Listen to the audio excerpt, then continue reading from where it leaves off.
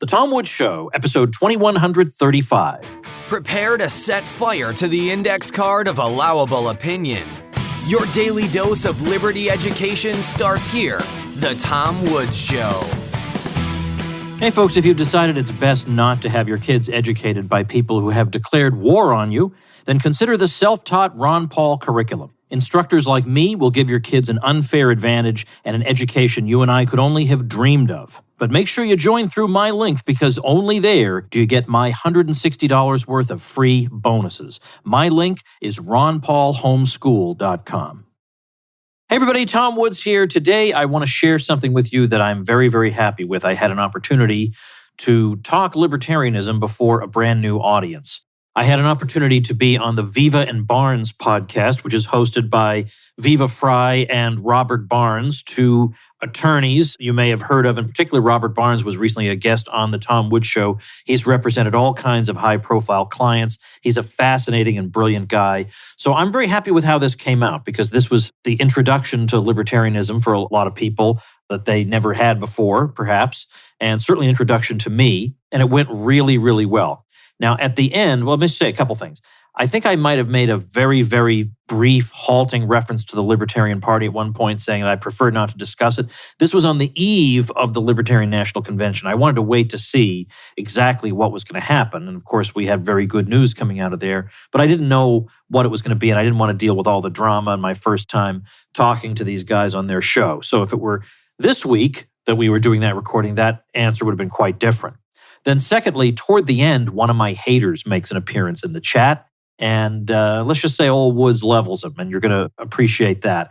One other thing I want to mention, the audio here is perfectly good quality, nothing wrong with it, but I asked my audio guy not to try to improve it or make it better. I can't hear any problems with it, but he is such an audiophile. He always wants absolute perfection. So if there happens to be not absolute perfection, it's just the way the cookie crumbles. It's not because of my wonderful audio guy, Chris Williams. I said to him, just take the day off. This episode is fine. Just run it as is. So that's what you're going to hear. So it's a long episode, but I don't think you're going to get bored. It's a really, really, really stimulating conversation. So with that, here we go. We have Tom Woods on tonight, a well-known libertarian, author, host of the Tom Woods Show, well over 2,000 episodes. I'm trying to think I was doing my homework today, watching some of the older episodes and interviews of Tom Woods. If anybody listens to Tom Woods and doesn't think he's incredibly intelligent and makes perfect sense pretty much on everything that I've heard thus far, I dare say you're an anti-libertarian. He's got a great radio voice and speaks some good sense. So without further ado, let's bring in the man of the hour, Tom Woods. Tom, how goes the battle, sir? I'm really glad to be here. Thanks a lot. Well, okay, so I like to do a little research on every guest, try to find some scandals, try to find some.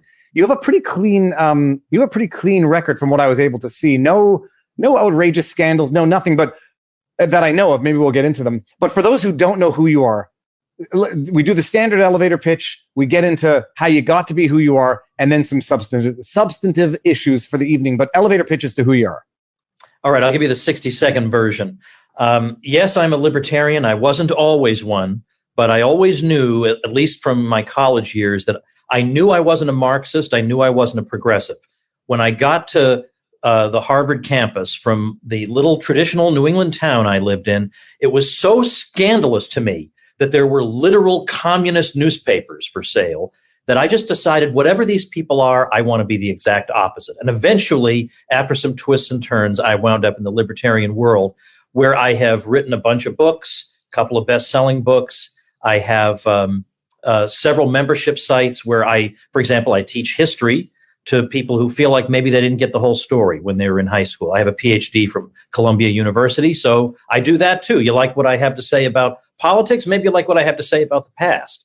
And since 2013, I have hosted the Tom Woods Show, which is now up to over 2,100 episodes, which is either a really amazing milestone or a sign of some deranged, some mental defect that someone would devote himself to something like that for so long. And what my wife says, it could be borderline addiction. If what we do, 2,000 episodes is a lot. But I was watching one of your interviews where you say, you do it 5 days a week. It adds up, and it adds up quickly. Yeah. So you said you're from New England. Yeah. Born and raised? Born and raised Massachusetts. And, there have been times when I've wanted to move back to Massachusetts. Now, this is pre-COVID.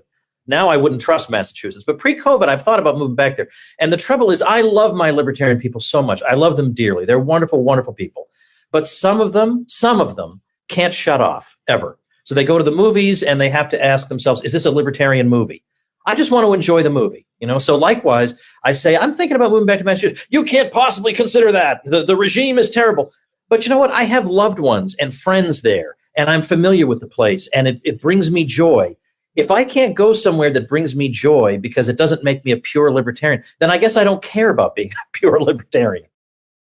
So you're born and raised. How many kids? What did your parents do? How many generations American are you? All right, let's see. I personally have 5 daughters, but I am myself am an only child. My parents, my father's deceased, but he was a blue collar worker. He was a forklift operator for 15 years, and he did not finish high school until he got his GED in his 40s. And he was a great inspiration to me because he went to show how possible it is to be an autodidact. He was entirely self-taught because he was so self-conscious because he didn't have that piece of paper. So he would read and learn and study about everything under the sun. And sure, if you talk to him, he would make grammatical mistakes, but he knew stuff. He read and learned. So I deeply respected that, and he helped to form the way I look at the world. And then my mom was also trying to hold things together in a middle-class household by being a waitress for a while, and then in real estate, stuff like that. And the two of them put together a pretty good household for Little Woods here, who went on to go from a household where neither parent had gone to college, and then I went off to be educated by the Ivy League, for better or worse. Now, how were your parents apolitical? Were they politically engaged? What was that like? My mother was somewhat apolitical. My father was a Republican, but he was kind of like a blue collar Reagan Republican. He was never a Democrat, but he had blue collar instincts, so he wouldn't be an ideological libertarian or anything. But I have a feeling that if he had lived a little longer, I could have convinced him of the whole package. But so I went off to college, kind of like, I don't know, middle of the road Republican, which is like the thing I can't stand the most today. Like I was like a Mitt Romney. I was bad on foreign policy and I was unreliable on domestic policy. But I knew I wasn't, Mike Dukakis. I knew I wasn't Walter Mondale. I had that going for me. Now, how did you go from being a respectable, moderate Romney-style Republican to a dangerous Michael Malice attendant, anarcho-capitalist libertarian? By the way, you mentioned Michael Malice. Michael Malice, one of my best friends. And in the old days, it used to be, people would say to me, I'm so glad you introduced me to Michael Malice. Now it's, hey, I learned about you from Michael Malice. That is not the way the universe is supposed to work, but that's the way things have turned out. But I would say the thing that changed me was going to the Mises Institute for a week in the early 90s. 2 years in a row, I went for a week for their summer program. And I basically came out of that thinking, look, I either believe in something or I don't. And if I believe in it, I'm going to believe in it all down the line consistently. And well, so you got to explain that annoying person who is super consistent all the time. So explain what the Mises Institute is for people who may not know. The Mises Institute is named after Ludwig von Mises, who was one of the only economists ever to feature in a Batman comic, because that's how badass the guy was. He taught economics in Europe, even through the 1930s. And as a Jew in Europe, that was not a comfortable place to be or an occupation to have, because he was not preaching autarky along the National Socialist model. He was preaching libertarianism, more or less. He was preaching classical liberalism and free markets, which was not really what the Nazi regime was known for favoring. So he eventually had to flee Europe. His books were confiscated and papers taken. He had to come to the United States in 1940. He spoke some English, but it was not his first language, so he had to have help writing his future books. He came here with no job lined up, eventually got an unpaid position at NYU. But the significant thing is, if you think back to who was in the economics department at NYU in 1968, you can't name a single person. No, who knows? But yet Ludwig von Mises is still talked about. His books are read. to this day, partly because of the Mises Institute, which is basically teaching economics along the lines that Mises taught it, and which means, in general, sound money, money that's hard for the government to manipulate, international commerce, peace, and of course also frankly a non-empirical, non-mathematical approach to economics. You look at the typical economics journal today, professionally, it's unreadable. I mean, they're writing it so that they can look like physicists, which they have envy of physicists because physicists have equations, and so we have to have equations too. And all they're doing is adding unnecessary layers of complication to concepts that can be expressed verbally. So you have now a situation where there was a study, maybe it was 15 years ago, asking how many people read the average article in the American Economic Review. And the answer was 2.5. I mean, that's a basket case of a discipline, if that's the case. So the Mises Institute is a refreshing departure from all this, and it's plain spoken economics for the intelligent layman. Now, what is its relationship to, and can you give any further expansive definition of what is colloquially called the Austrian School of Economics? Well, the Austrian school is an approach to economics that basically dates back to 1871. Although you can see forerunners, as with any school, but 1871 is when a guy named Carl Menger wrote Principles of Economics. And the central thing, if I had to whittle Austrian economics down, it would be the idea that human beings act and have goals, and they use means to reach those goals. We don't need to know their psychology, which a lot of economists get caught up on. We don't need to know why they do what they do.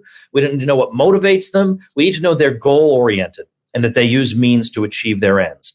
And the Austrian school is extremely, it places a lot of emphasis on the consumer. A lot of, like, classical economics wanted to look at the producer, wanted to look at the business firm, wanted to look at costs of production. Costs of production are what explain prices. But the Austrians would say, well, where did, quote, costs of production come from? From heaven? Like, that can't be the ultimate explanation. Then that just leads us to the question, where did they come from? So the Austrians instead start with the acting person and the acting consumer. And they say that the reason that the factors of production, like factories, machinery, equipment, assembly lines, whatever, the reason they have the value they have is that the consumer values the finished product of the thing that they make. If there was a machine that could do nothing but produce cigarettes and suddenly everybody quit smoking, that machine would go to zero in value. Doesn't matter how much time people put into building it, doesn't matter how much the company spent on it. It's the consumer's valuation of the final product that then trickles up through the production structure and gives those things the prices they have. So it's the opposite of what most people think, but it's correct. Is the Mises? I was googling it. The Mises Institute. It's not like it is not respected by what consider themselves to be the institutions of the day. The New York Times. Is there a hierarchy with the Mises Institute? Is it viewed as an eclectic libertarian, or is it well established and respected even among what we call fake news today?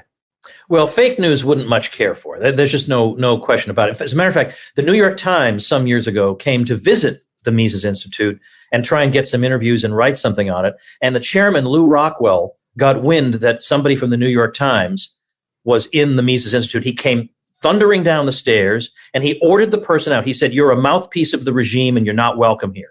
Now, that's very different from a lot of free market think tanks. If a New York Times reporter came there, they'd roll out the red carpet. "Oh, we're so delighted to have you here, Mr. Good New York Times reporter, sir."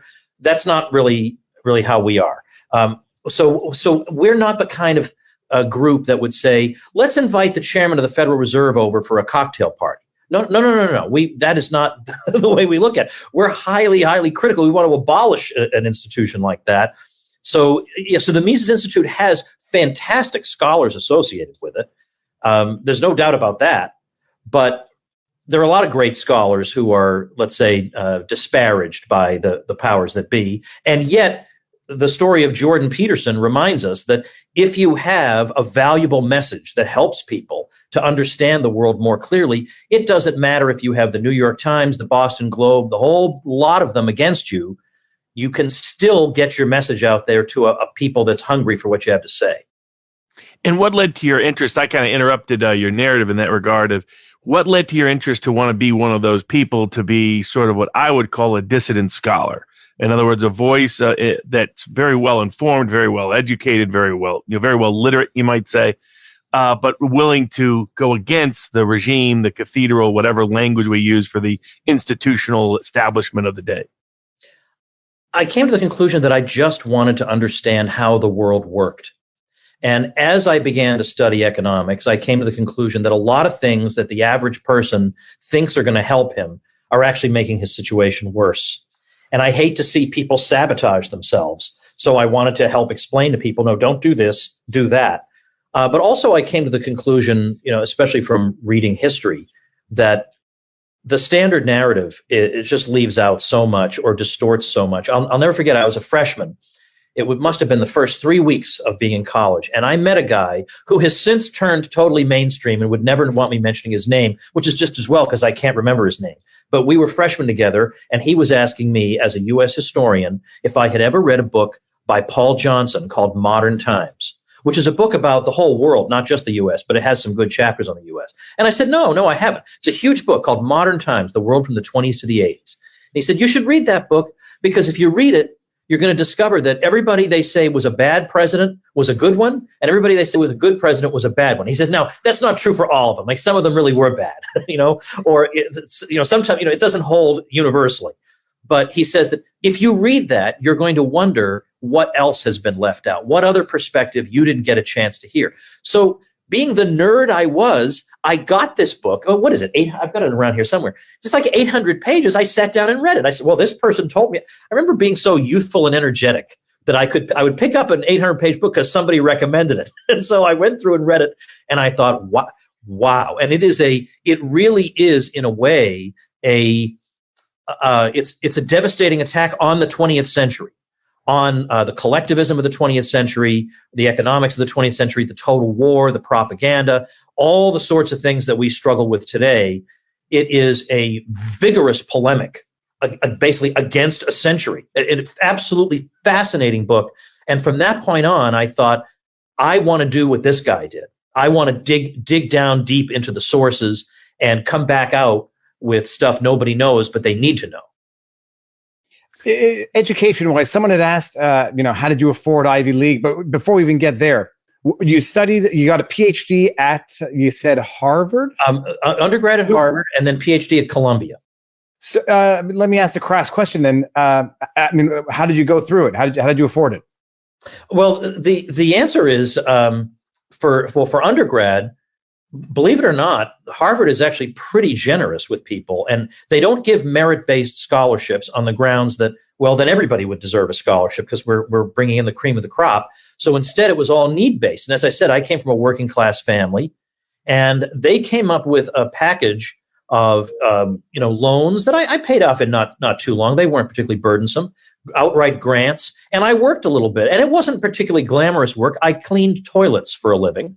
But it was I've since used that in some of my email marketing. I'll say, well, in the old days, I cleaned toilets and I wished I could be doing that this product teaches or whatever. So all these stories in my life, I always turn to marketing advantage. But that was basically it, that they were generous enough with us that my parents, who used to take an annual trip to Las Vegas, didn't have to stop taking that trip. They could still actually live. They didn't have to eat macaroni and cheese and drink tap water.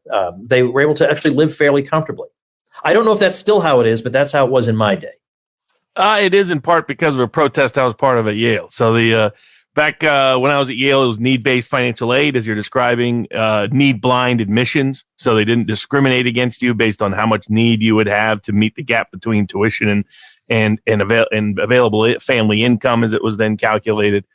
I was part of a little protest organization that Yale tried to actually change it for the whole Ivy League. And we helped cause some problems for Yale that ultimately led to the Yale not changing, and so the Ivy League didn't change. Wow, I didn't know that story. Yeah, it's a fun little side story, but it's a whole. It's as I like to say, it's another story for another day. But in that capacity, so you're one of the people you studied under for your PhD was Alan Brinkley. Is that correct? Yeah. How did you know that? I did a little bit of research. Oh, okay. Good job. Yes. There's Viva research and then Barnes research. So that's the next level. Sorry, that's Robert.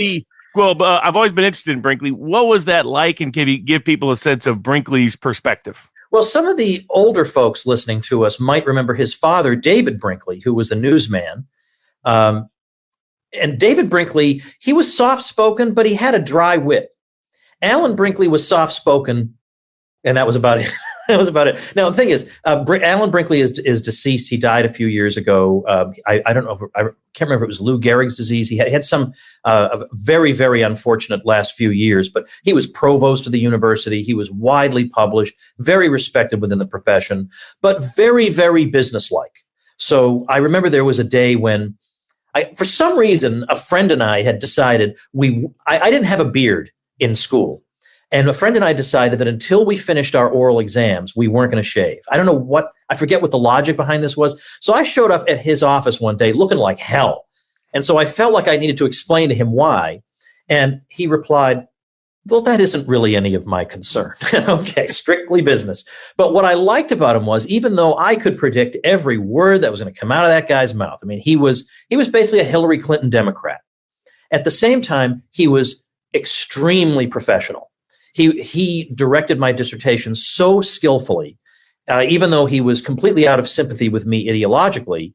He respected me as an up and coming scholar, and he did such a good job directing it that several years after I finished the program, my dissertation, I turned it into a book called "The Church Confronts Modernity," and it was published by Columbia University Press, which is no small feather in my cap. So that's another thing I don't know about, not having been on campuses for 20 years. How many professors like that are there who have their ideological commitments, but they love their field and they're committed to their craft, and they'll work with a young scholar even if they feel out of sympathy with them? I don't know, but that was the good fortune I had when I was there.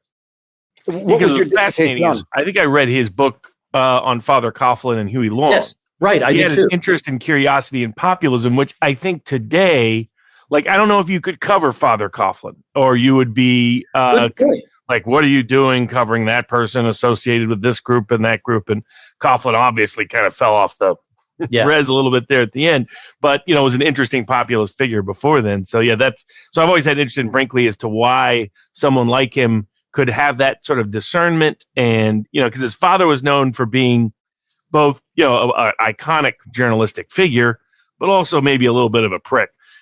Whereas Alan Brinkley, at least in the academic community I knew, he did not have that reputation. He was much more. As a matter of fact, I think they put together a book of essays by some of his students after he died, and it was just everybody praising him for being a good guy. What's interesting, though, was he was the most right-wing member of the Columbia History Department. Being a Hillary Clinton Democrat, he was by far the most right-wing figure. And I'm not saying that to be funny. There's no doubt about it.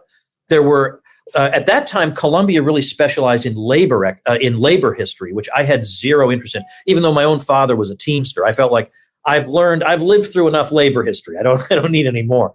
But there were a lot of Marxists doing that kind of stuff, and he was not a Marxist. And so, in his classes, he would talk about the atrocities of the Soviet regime. Now, some Marxists, it's true, will say, "Well, the Soviet Union wasn't real communism." Like, we've all heard that, but they didn't all talk that way. Some of them did speak with some affection about the Soviet Union, even into the 1980s.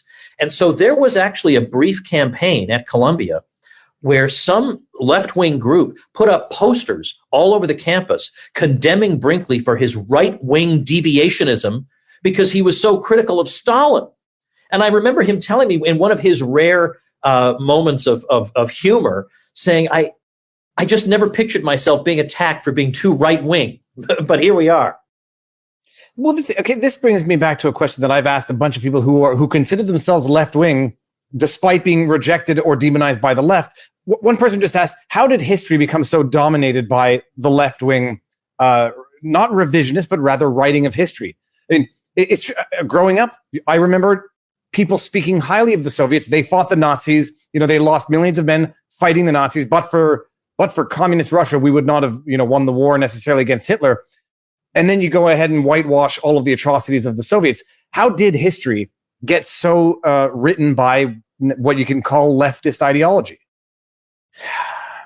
I wish I had the answer to this, because it would unlock a lot of other questions, which is, to me, it looks like almost every institution and practically every discipline is in some way dominated by the left. Like even today, the most populist churches, I think, are just all left wing down the line. I mean, I'm a Catholic, and that's just almost just you'll see the odd parish priest who might be a non-leftist, but he's persecuted by his bishop.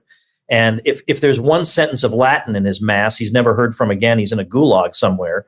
And this seems to be throughout certainly the mainline churches. Everybody's struggling against some left-wing seminary or whatever. And so it just seems like it's the corporate CEOs all think the same way. The education establishment all thinks the same way. I guess maybe it's the long march through the institutions. They took that seriously, whereas I think people who are non-leftists, I think they just don't organize their lives that way. I don't think they organize their lives thinking, I have to devote my life to the cause, and that means I have to go into this field or write this book or do whatever. I think it tends to be, you tend to be more likely to go into business or some other field. But I don't know. I think it's a failure of people on the political right to not have worked harder, frankly. I mean, today it's impossible to crack in. They're not going to hire you. Forget it. When I used to attend these symposia put on by something called Liberty Fund. Liberty Fund publishes inexpensive editions of classical liberal works. So it could be the works of Adam Smith or John Stuart Mill or something. But they also put on these not advertised colloquia for scholars. It'll be 15 scholars in a room, and everybody's been given some book to read, and then there's a discussion leader, and you discuss this book for a few days at a fancy hotel, and you eat fancy meals, and then you go home and nothing comes out of it. Now, if it were me, a book would come out of that. Like we would produce something out of these, but it doesn't matter. I got to go to these because the fund had a couple of $100 million they didn't know what to do with, so they would put on these things. And as time went on, instead of these being forums where libertarians and maybe some conservatives could get together and really learn from each other, they began to think, well, let's open it up to people on the left. Let's bring some people on the left and we'll have some really vigorous discussion. Now, there's nothing in principle wrong with that.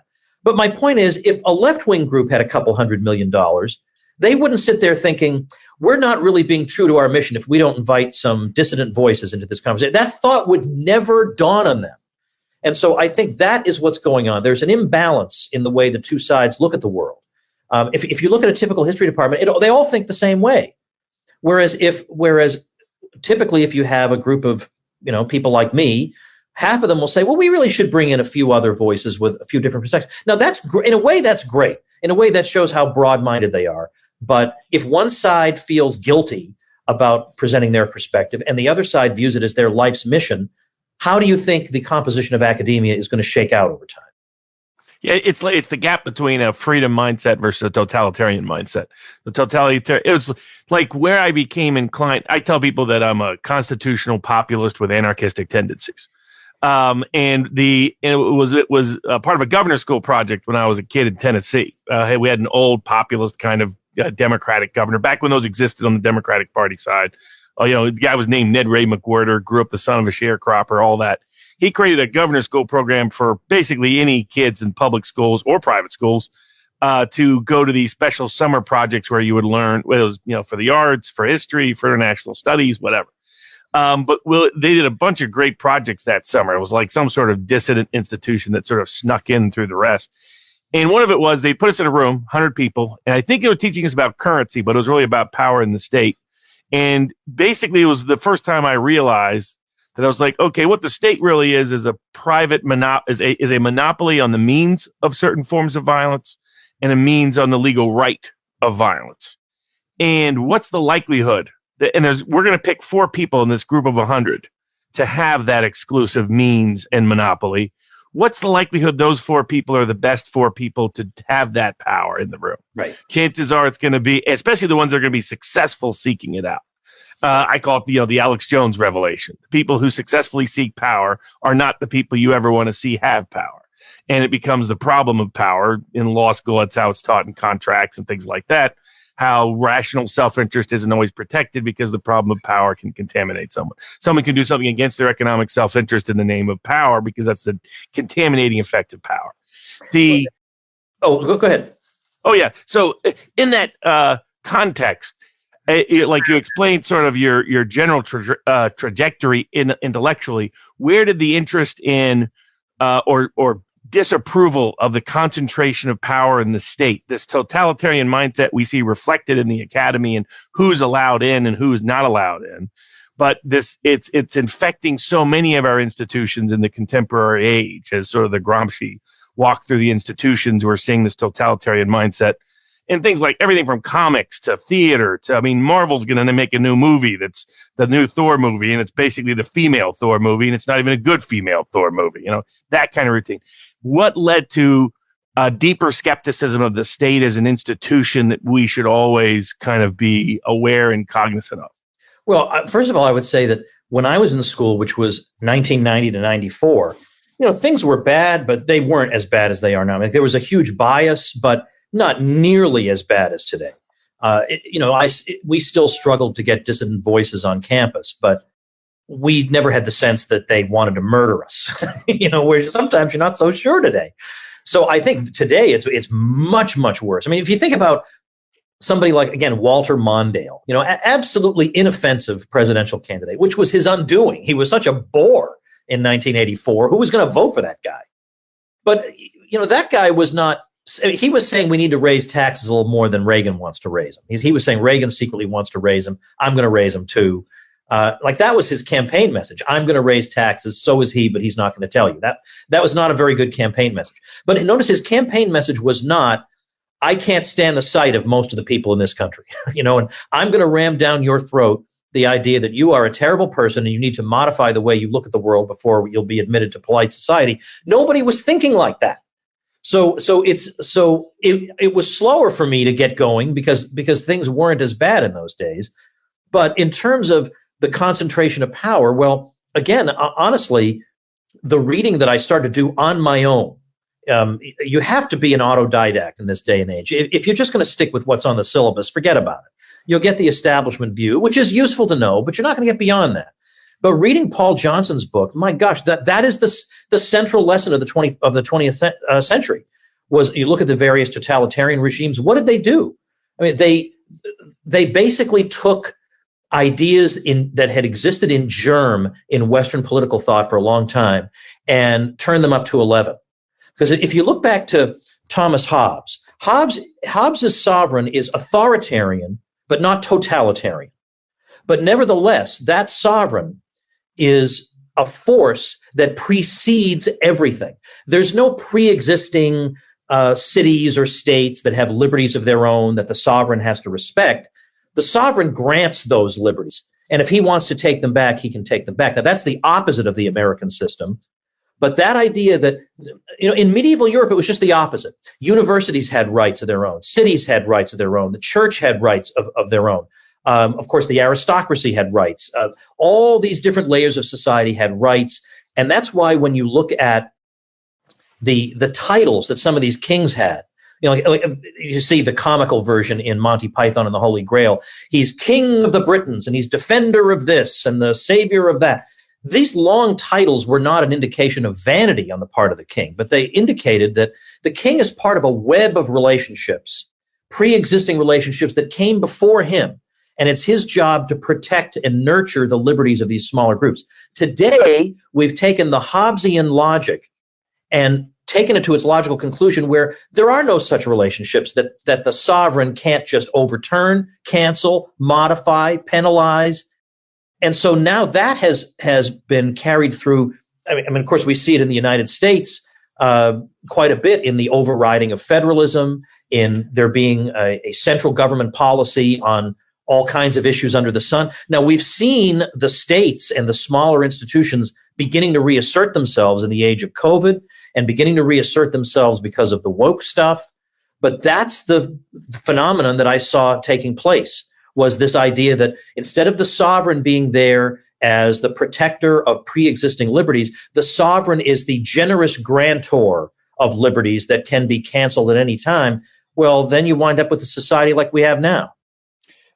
Funny time for this question. And I'm starring a lot of the super chats, which Tom, I'll try to get to if I can afterwards.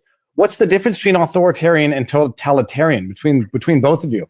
The ruler can be quite brutal in making sure that there are no breakaway provinces or that there are no groupings of people trying to assert rights against the center. But the authoritarian doesn't care what you think. He doesn't care what you eat. He doesn't care about your lifestyle. So that's kind of like, you can find a number of dictators in the world today who, as long as you stay out of politics, they're not going to bother you. They're not going to look into what your private emails say or what books you're reading or what your record is at the public library. So to me, that's the difference. Yeah, I think of authoritarian as depth, whereas I think of a totalitarian as width. Oh, that's very good too. Now, speaking of which, your first book, as you mentioned, dissertation was about the Catholic Church. Yep. Today, the Pope was back in the news. Oh, I don't want to know. I don't know. Do I have to talk about this? What's he saying now? The Second Amendment didn't come down from Sinai, so it's time to change it. Now, of course, I'm a Baptist, so my first reaction was, well, the Pope didn't come down from Sinai either. So but any thoughts on? There were aspects of the Pope's openness to certain non-conservative components, however you want to put it, that I thought could be promising in terms of the church dealing with certain histories and problematic aspects of how they've used power in certain places. But mostly, he's just become a woke Pope, and it's really been distressing to witness it. Any thoughts on the Second Amendment didn't come down from Sinai? We should just ignore it.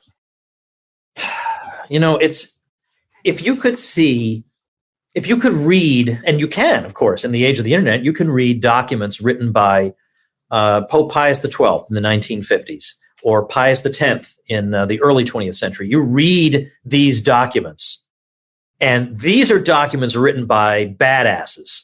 Who understand who they are and that they're not here to please the powers that be. It seems to me that Pope Francis, almost everything he does is calculated. It's almost like, please, everybody, I know you don't like the crazy costume I wear and the crazy religious ceremonies I do, but please let me into your exclusive club. It's a pathetic display. He's utterly unimpressive intellectually, this guy. And in my opinion, and now I'm going to, of the Catholic viewers are now going to turn it off in disgust, but I think he's an apostate. I actually don't think he has the Catholic faith. I prove me wrong, but I observe it. If he does, then he's acting in an absolutely bizarre, inexplicable way. So, the Second Amendment thing is like almost the least of his problems. And then secondly, if you have to tell me how humble you are, you're not humble. The whole thing about, look at my simplicity and I'm not going to wear this and I'm not going to live in the papal household. I'm going to live over here and I'm going to, come on, right? And not to mention, everybody will tell you that privately, the way he governs the church, forget about this public face of mercy and liberalism. He governs it with an iron fist. And again, this is a very interesting parallel with the rest of society. His predecessor, Benedict XVI, was a right-wing liberal. I mean, basically all the popes since Vatican II have been either left-wing or right-wing liberals. There have been no traditional Catholics since Vatican II. But Benedict was a right-wing liberal because he does believe in the seven sacraments and he believes in the moral teaching of the church. He believes that some things, though, are kind of up for grabs. But he did try to bring the traditional liturgy of the church back and things like that. But Benedict would be the sort of person who he would appoint somebody as bishop because that guy has, he's put in his time and he's been around a long time, even though he may disagree with me. That is not the way Francis looks at it. I am going to make this church over into my image if it's the last thing I do, is the way he governs it. And so again, that's the difference between how one side looks at governing and how the other side does. One side is, let's try to make sure everybody has a voice. And the other side is, there'll be a voice, all right, but it's going to be mine. Well, let me ask you this. Your dissertation, I took the name down, but I didn't get it clearly enough to reread. What was your dissertation on in terms of a thesis? I was interested in the progressive era, so early 20th century history. And I always thought it was interesting that in my textbook, I never saw anybody who was critical of anything that happened in the progressive era. And I thought somebody must have been. Somebody didn't like John Dewey and his educational theories, right? There must have been somebody. There must have been somebody who didn't like the philosophy of William James, right? Somebody somewhere must have been a critic of this stuff. So I thought, I wonder what Catholics were saying at the time, because they were pretty hardcore in those days, really hardcore. There were no felt banners and dancing girls in the sanctuary in 1910, So let's see what these people had to say. So I went back and looked at old Catholic periodicals from that time, and man, were these people hardcore. And I thought, there's something here. No one's ever written about this. It was an intellectual history of Catholicism during the Progressive era. And one of the things that has gone completely unreported about the Progressive era was that a lot of intellectuals in the Progressive era were saying that what we need in the United States is a new creed that can bind us together, since we all know that only stupid people believe in religion. So that's not going to work. So we need a new creed, a secular creed that can bind us. And we got to create that. Now, this creed has to be a creed that is that encourages people to be open-minded and flexible, so that they can flex with what the elites want, basically. Well, now imagine what somebody who teaches that, what would they think about the Catholic school system, which is teaching dogmatic truths to everybody and is not teaching flexibility and let's all have the same creed and they're teaching we have the exclusive, we have the truth. Well, we can't have that in a modern democratic society. There is no truth. Or we come to the truth together, with our new creed.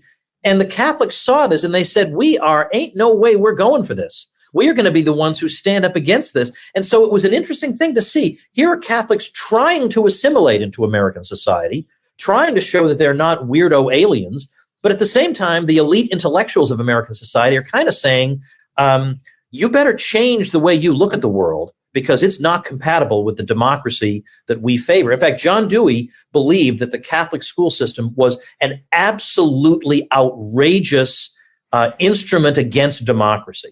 So I chronicled this in that book. And so, it's a book written for academics and published by an academic press.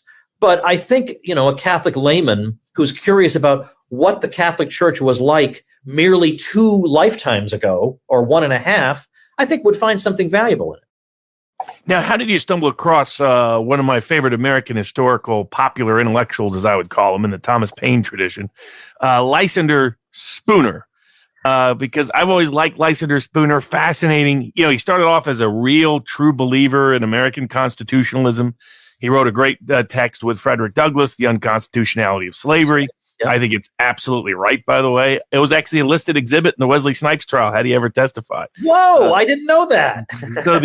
But then he ultimately becomes kind of a leader of American anarchistic intellectual thought, in large part because of his bitter disappointment at watching the corruption of the American legal system, both in the legislative branch, the executive branch, and in particular the judicial branch, which he started off as a true blue believer in. How did you come across Lysander Spooner? Well, I guess in those years when I back in 93, 94, and then maybe 92, I started going to libertarian organizations, events for students. And one of those had a sample from the Constitution of No Authority. And I just thought, I don't know if I'm in the right room for this. It took me a little while to get acclimated to some of this radicalism. But once I had exactly the same interest in him that you have. I find him fascinating as a person, but also his ideas are fascinating, especially because in this day and age now, the Supreme Court has become front and center again. People are talking about different ways of interpreting the Constitution. And he's very different he's not a living, breathing Constitution guy, but he's also not an original intent guy either. His approach, of course, as you know, I'm saying this for the audience, but his approach was original meaning, that I can't be bound by what some people said behind closed doors in some room that I wasn't even in. I can only be bound by the words they put on the paper. And his view was that since slavery is such an outrage against natural law, we have to interpret any apparent reference to slavery in the Constitution as if it's not in favor of slavery, unless the words absolutely demand that interpretation. And he says none of them do. The word slavery is not in the Constitution. And if you look at every clause that is supposed to refer to slavery, I can give you a perfectly benign definition, a perfectly benign interpretation of it. And so therefore, we should abide by that benign interpretation rather than admit the outrage that there could be slavery authorized in the Constitution.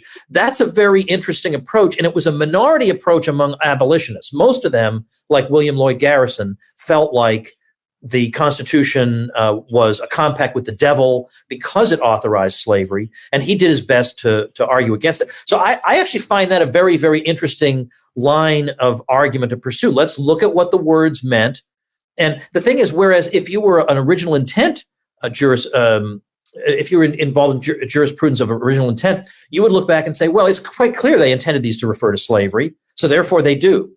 And his view was, I don't care what they intended. I care what they wrote. And they didn't write that that's what they wanted to do, so we're not doing it.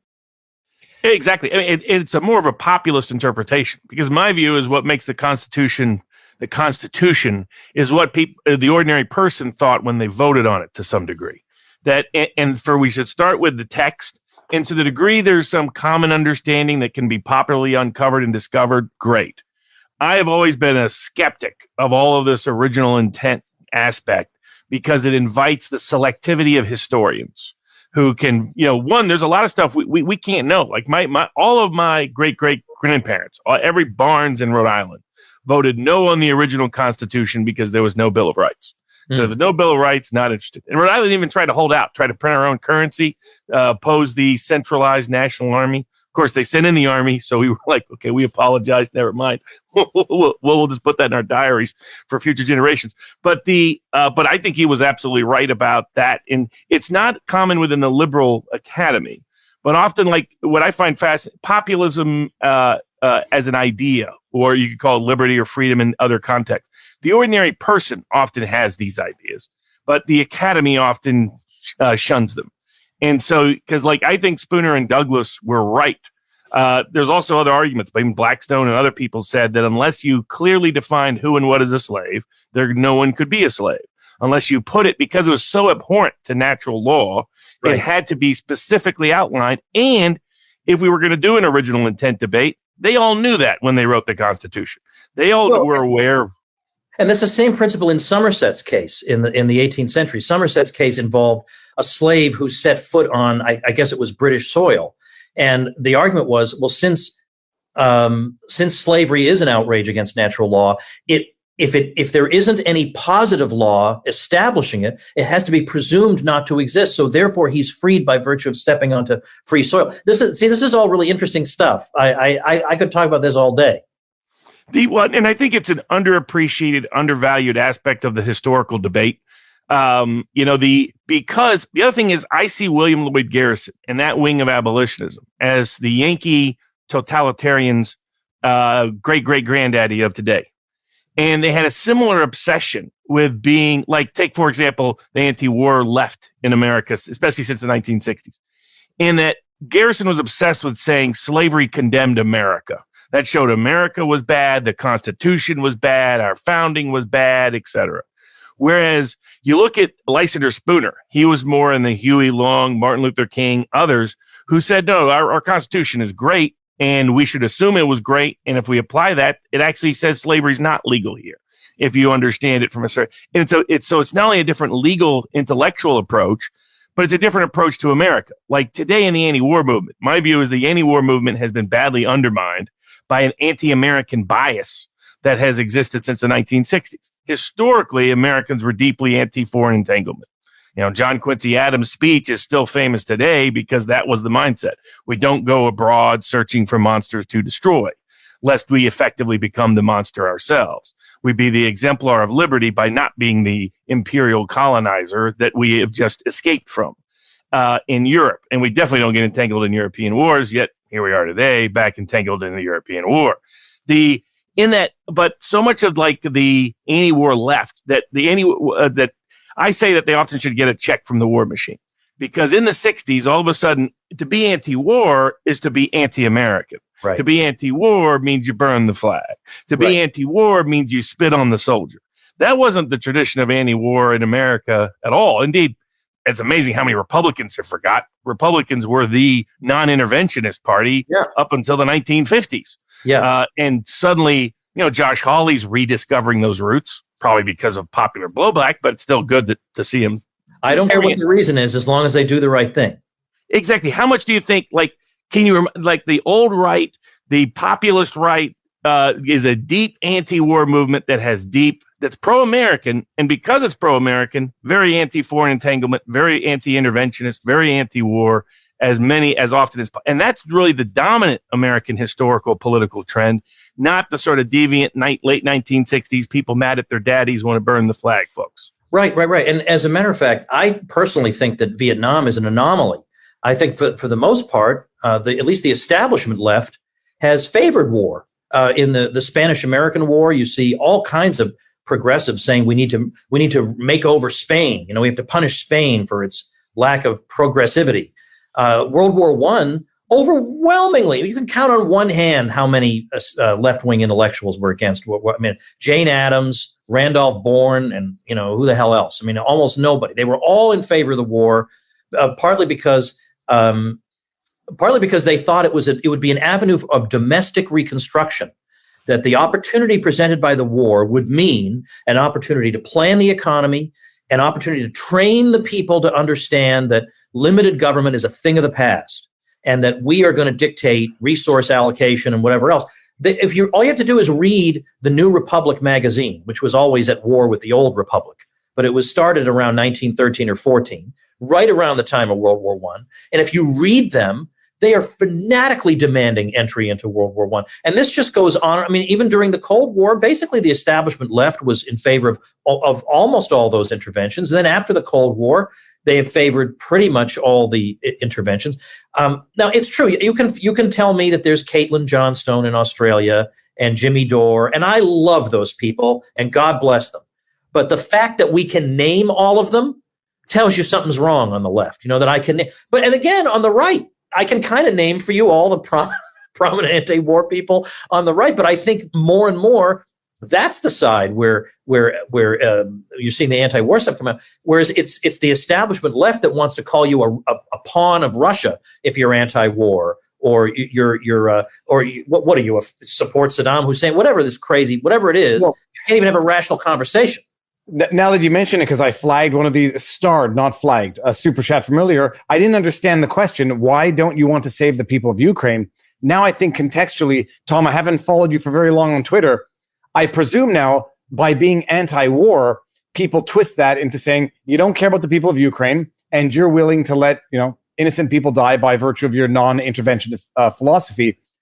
What's the response? I don't want to say it for you, but what's the response to that? Yeah, the response is, in the real world, sometimes you're not faced with a good option and a bad option. Sometimes you're faced with all bad options, and you have to choose the one that's least likely to wind up destroying the whole world. So it's not a matter of, well, if I press this button, everybody is saved, but if I press that button, Ukraine gets whatever. We can't. Come on. We've got to grow up from that stuff. So what's happening right now, it seems to me, is pushing us toward a situation where I don't think deaths are going to be minimized. I think the possibility of an even larger scale conflict has been growing, and I don't think that would be good for anybody. And even to hear some of the elites even quietly saying, well, a small scale nuclear war is actually winnable. I don't want to hear them talking like that. So I think there was an article, I don't know where it was, Huffington Post 10 years ago. A small scale nuclear war might actually be good for global warming. I swear to you, you can Google it. I saw that too. And the thing is, I can't solve every problem on Earth. And U.S. intervention has generally caused more problems than it's solved. But I can't solve all those problems. And moreover, I am, and this was what J.D. Vance got in big trouble for, and I thought what he said made perfect sense.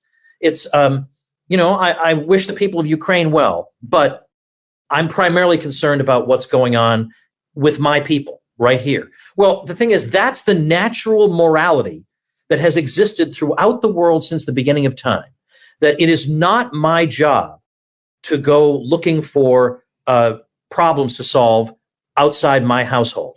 First, my responsibility is to my household. Then it's to my extended family. Then it's to my friends. Then it's to my town. It can't possibly be to every conflict in the world, which if we're being consistent, we would have to be concerned about all these. I don't have the moral capacity to consume all this. and I don't have the material capacity to, and even if I did, sometimes they say, well, you have to intervene against this bad guy because otherwise, this bad guy will cause all these problems. If I intervene against that bad guy, that gives the green light to other bad guys that, well, the U.S. is tied down over here. Now I can, you see, there is no simple solution to all this. What we're facing is the human condition. And the best way we know of to minimize conflict is not to risk a showdown between the two major powers in the world, but to do what we can to diplomatically get our way out of it. And no one's talking like that. No one is saying we need to find no one's even looking for a diplomatic solution. And so meanwhile, Ukraine is just being dragged around and dragged around and dragged around by people who claim to champion it. But all they're doing is winding up having them endure more and more suffering. So I can't solve all the problems of the world. And we can't solve this problem without risking destroying the world. No, but I was listening to Dan Crenshaw, his full interview with Trey Gowdy, who I didn't realize is now, working with Fox News. And, they basically say the quiet part out loud, which is, this is a good time for us to use Ukraine to fight a proxy war with Russia. And now people are accusing you of not caring for the Ukraine or Ukrainians by virtue of saying we should back away from this, as opposed to what they're saying, which is let's use Ukrainian civilians and Ukraine to fight a proxy war, no American soldiers and no civilian deaths, but it's going to be Ukrainian soldiers and Ukrainian civilian deaths by virtue of a proxy war that we want to fight. We're going to seize this opportunity to do it. I would flip the question around and say, what you're doing, what you're specifically supporting is uniquely bad for innocent Ukrainian civilians, period. But alas, it seems that the leftist media controls the dialogue, controls the narrative. So if you're anti-confrontation with Russia, you just want Ukrainians to die, in as much as if you were anti-lockdown, you just wanted Granny to die. Oh, geez, yeah. That's exactly what it's been. And it's always, what was the name of that woman who famously interviewed Jordan Peterson and she misstated every one of his arguments? Kathy something? Yeah, well, it was the British lady who did the same thing to Lavrov. So Lavrov, the Russian ambassador, appears on her channel, and she accuses him of. She asks him when is he going to be ready for his war crimes trial. Yeah, I mean, it's that routine, and especially the British of the British Empire. The lack of historical awareness. But the other thing is, I thought this also fits into sort of a certain context, which is about that war is used, that the pretext to enter mass global war or war anywhere. Total war mindset mentality seems a variation of the sort of the rise of the managerial, professional, clerical class controlling governmental institutions. Like I call it, people kind of recognize it with communism.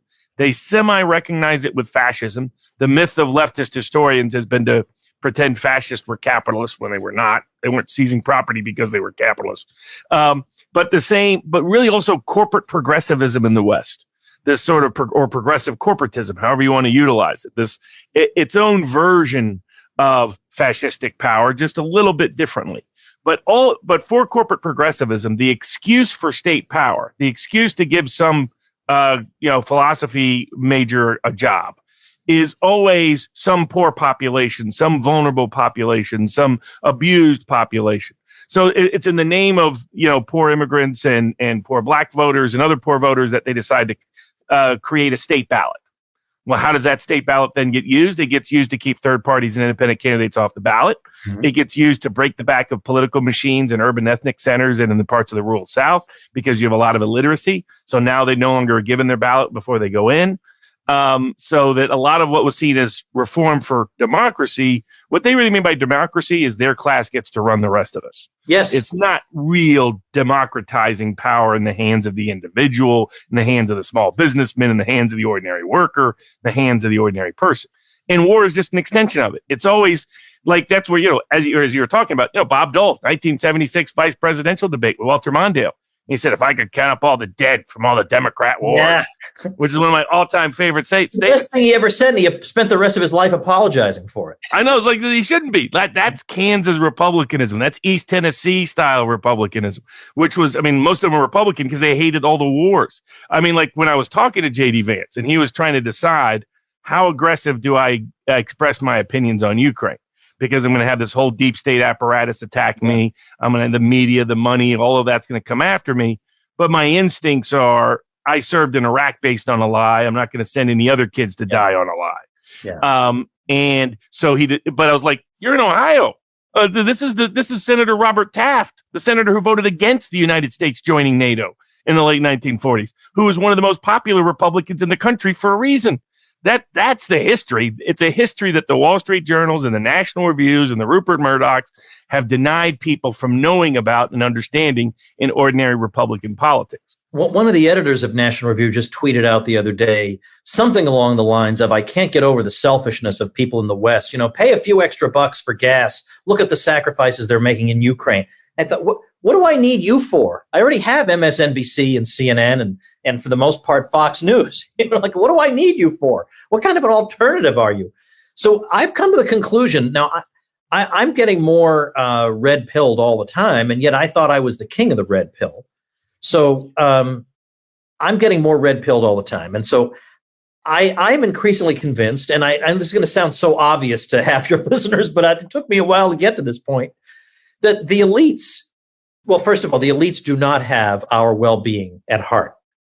First of all, but I think it's more than they don't have our well-being at heart. It's almost like they've declared war on us. They want to take away inexpensive energy, not just from us, but from the developing world, where it's lethal to take away inexpensive energy.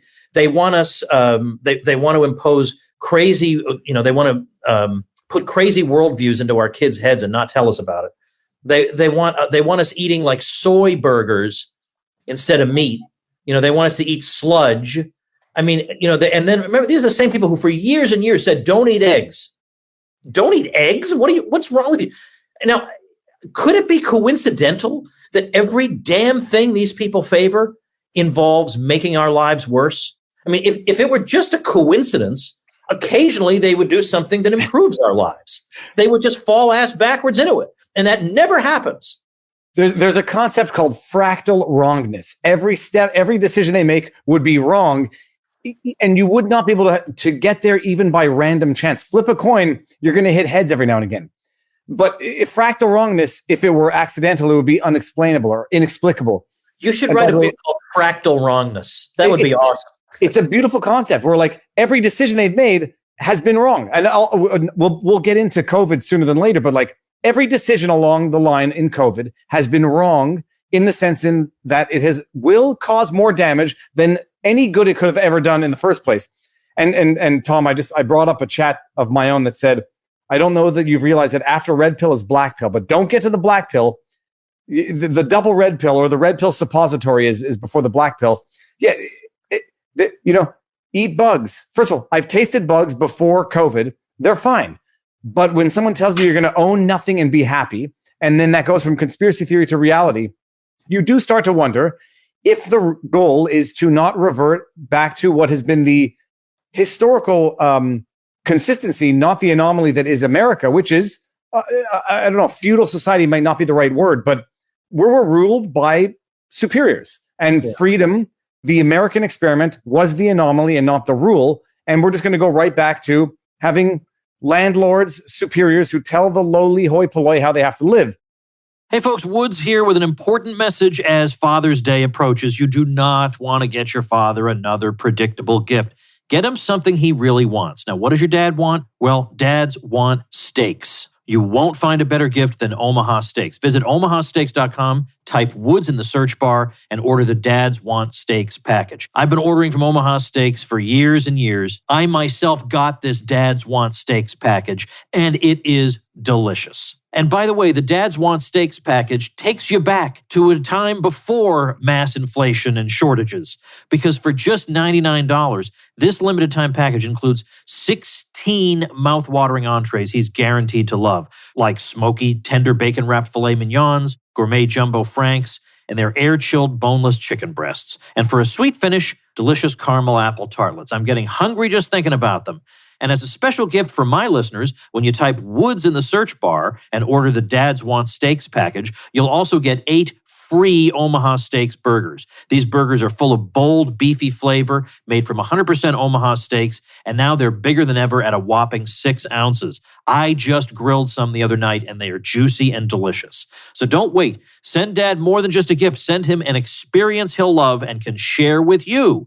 Go to omahasteaks.com and type Woods into the search bar and order the Dad's Want Steaks package. You'll get 16 entrees and 4 desserts, plus 8 free Omaha Steaks burgers. That's omahasteaks.com, keyword Woods.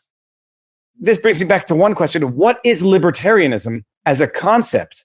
And how does it play into preserving what has been the most beautiful thing of the American experiment of democracy? Sure. First of all, in case anybody's curious, I'm not drinking alcohol. This is liquid death. It's actually just spring water. I don't know if you've ever seen this, but they call it that. The way they get away, they just wanted to call it liquid death, but the way they explain it away is it murders your thirst. So that was our sponsor message for this episode.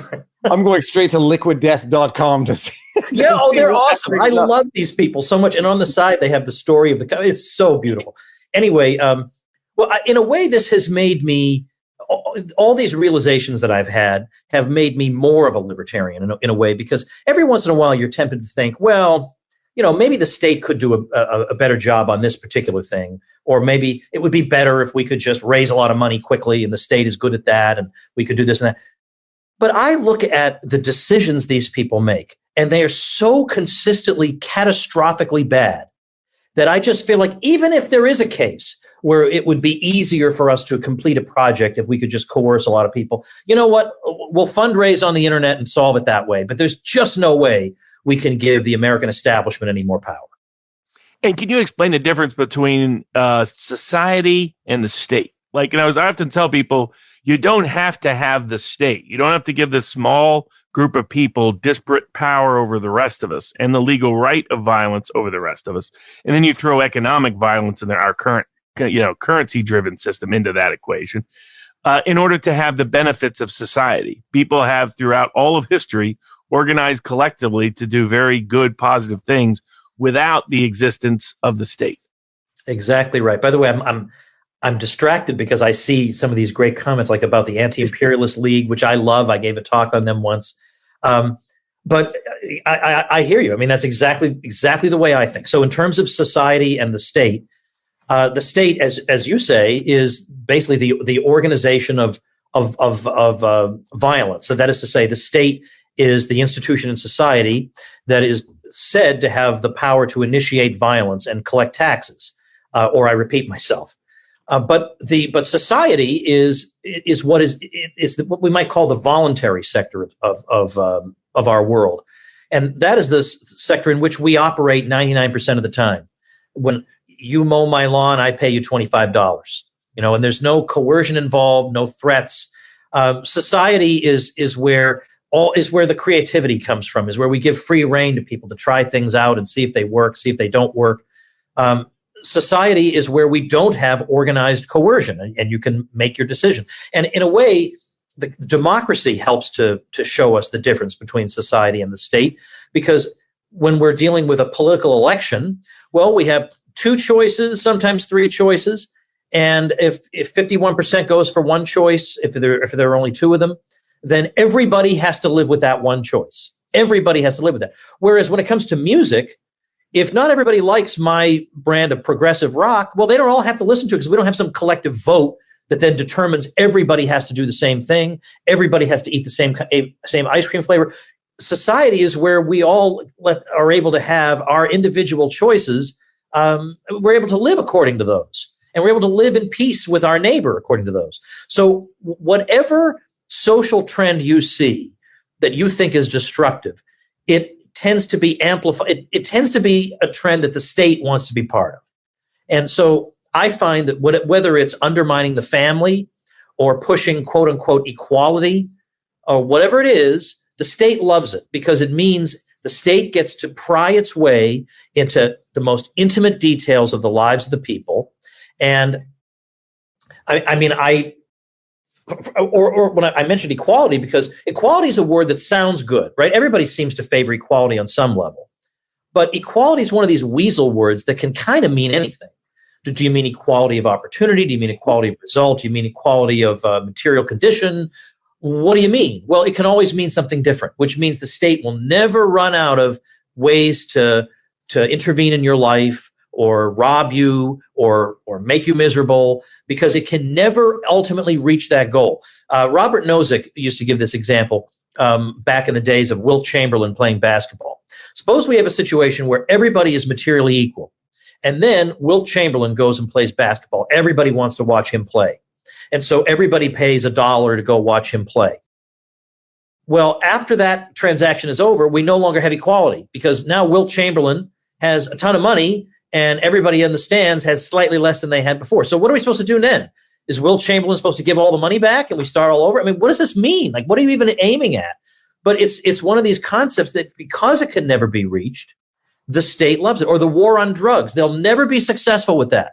So they love it. They thrive on it because there are interest groups now that get paid big salaries. They get all these resources, and you can never actually break out of it. So my view is, I don't want to launch any of these wars on drugs, poverty, inequality, whatever it is. It always makes the situation worse. It always impoverishes us, and it enriches the most parasitic, backward, awful sociopaths in society.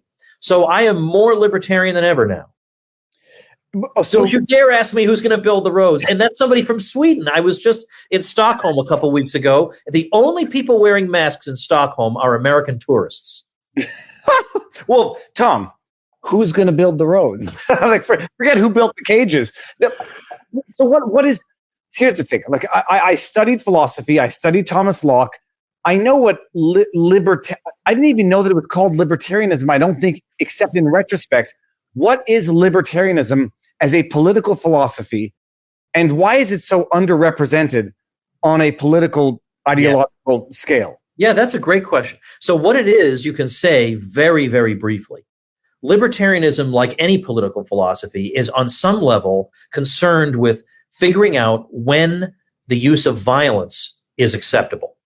And the libertarian places a very high threshold on when violence is acceptable. It's acceptable in self-defense, but the principal moral code or proposition of libertarianism is the non-aggression principle, which just simply says you shouldn't initiate aggression against a peaceful person.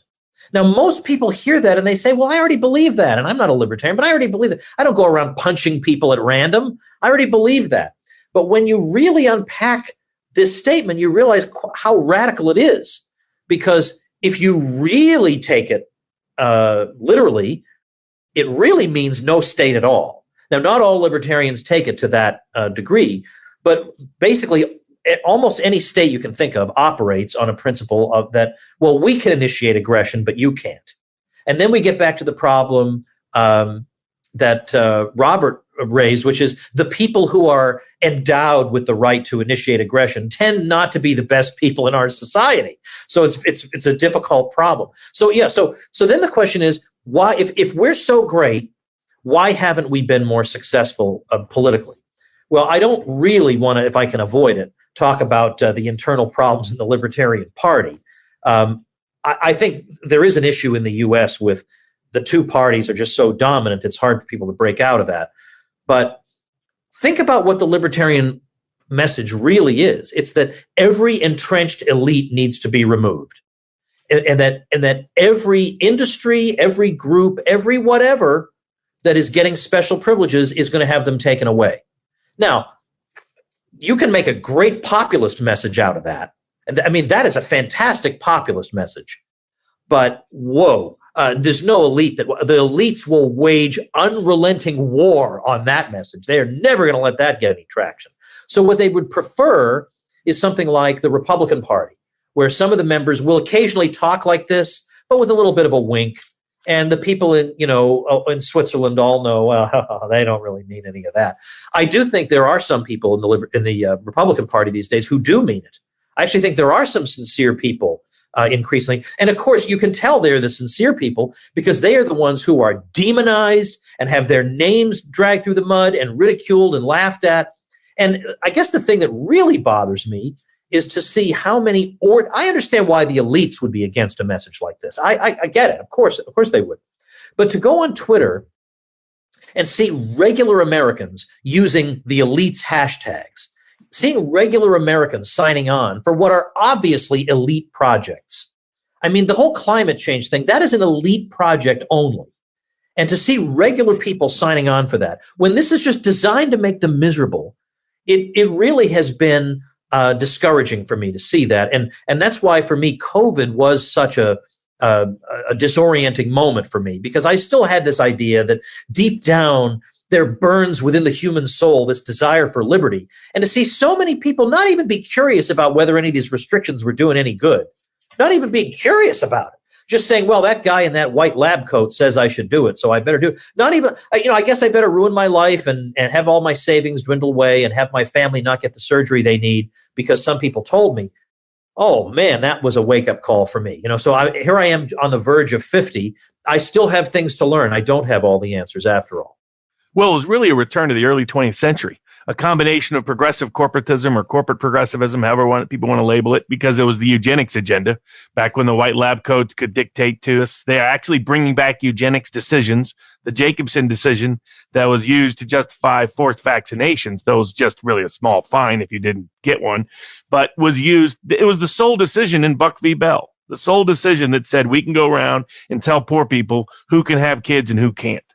And the Supreme Court was arrogant about it. People forget, like, at some point, they got to write a book called The Ugly History of the U.S. Supreme Court. Take all their most atrocious, offensive, horrific decisions just to mock them into eternity for some of those cases. Because people forget some of the justices that get celebrated by both the left and the right today. We're happy to say 3 generations of imbeciles is enough. Right. I mean, they were arrogant and contemptuous. But to see the fear-minded mentality, particularly in the big tech universe, amplify everything that the public health apparatus was always about in the COVID context was extraordinary to witness. I mean, we went through something that's never happened in human history.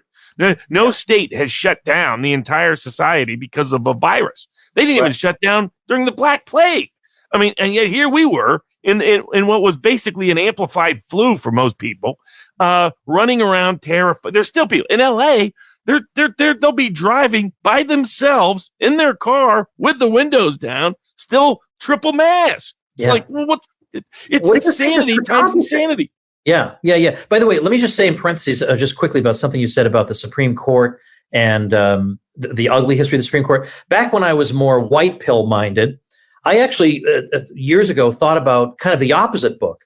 I'd like to see a book of the dissenting opinions in some of the really bad cases and see how we could have argued to a good result in those cases. Because I bet there's a lot of great jurisprudence buried in some of those decisions. Oh, yeah, no doubt there is. I mean, in particular, I think there was one dissent in Buck v. Bell as an example. So there was some wise sage. That's where you got some of the better logic, some of the better wisdom, some of the better arguments. But I wasn't totally shocked by the as soon as I started seeing it built, it reminded me of the past. In other words, there's a reason why the statists loved COVID. The Cuban government is undergoing its current economic problems, not because of the sanctions. I'm not a fan of the sanctions, and the sanctions don't help them, but they're in trouble because they wanted to prove to the world how wonderful their government is because they could prevent COVID from ever coming to Cuba by canceling tourism that crushed a third of their economy. And they still don't know how to manage sugar. They can't produce sugar like they did in the 60s. But I hear. Well, look, Jane Fonda said that COVID is God's gift to the left. I mean, she just flat out said it. But by the way, you can tell I have daughters. I'm using an ice cream cone pen. This is the only one I've got around. I haven't forgotten about that, Tom. 5 daughters, and not you need a boy in there, but 5 daughters, and you're still married, I presume. So there's 6 women. Do you have a pet in the house? A cat. We've got a cat. Oh my God, that makes more. Oh, but the cat's female, by the way. That's 2. That counts for 2. Then you're up to 8. Okay. But honest to goodness, really, every time I used to give speeches where I would start off, especially when they were younger, because now the oldest one is 18. But when they were young, we had 3 under 3 at the beginning.